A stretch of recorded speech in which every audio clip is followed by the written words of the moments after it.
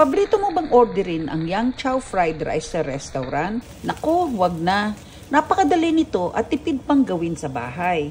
Today, magluluto tayo ng simple version na liglig sa sahog at siksik sa sarap.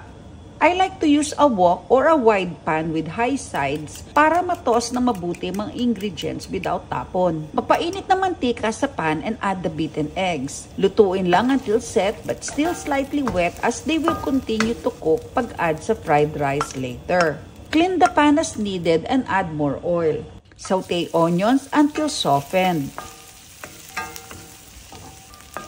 Ilagay ang diced Chinese sausage and cook until lightly browned.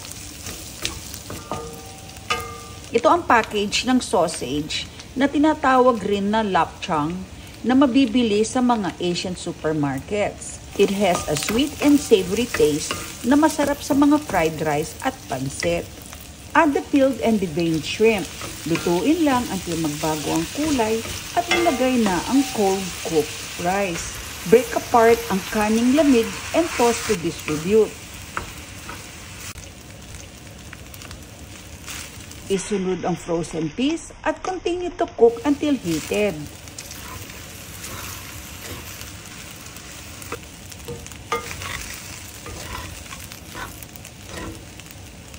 Season with soy sauce, pepper, and salt. Continue to toss the rice until evenly colored and lightly toasted.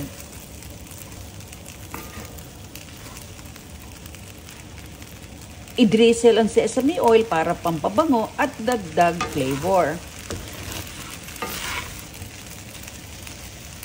Ilagay ang scrambled eggs kasama ng green onions. I-toss for a minute or two at ready na to serve.